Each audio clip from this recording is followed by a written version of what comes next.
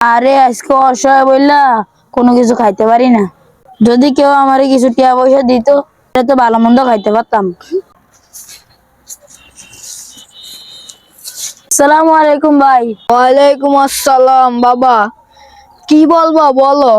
ভাই আমি খুব অসহায়, আমাকে যদি কিছু সাহায্য করতেন। আচ্ছা ভাই দাঁড়াও, দিতাছি। এই জব্বার কই রে? কি বস, কি লিগে ডাক দিছেন?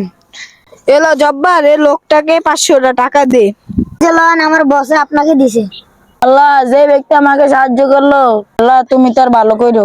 বাবা, আমি দেখলাম যে তুমি ওকে কিছু সাহায্য করছো, সেটা প্রকাশ্যে সবাইকে দেখায়া তোমার অ্যাসিস্ট্যান্টকে ডাক দিয়া, এটা কিন্তু ঠিক নয়। নবীজি সাল্লাল্লাহু আলাইহি সাল্লাম বলছে গোপনে দান করা উত্তম। যে কোনো মানুষকে মসজিদ মাদ্রাসায় গোপনে দান করতে হয়। হ্যাঁ বাবা, জি কখনো প্রকাশ্যে দান করবা না, নিজেকে নিজে অনেক বড় মনে করবা না, তাহলে তোমার দান আল্লাহর দরবারে কবুল হবে না। ঠিক আছে? জি।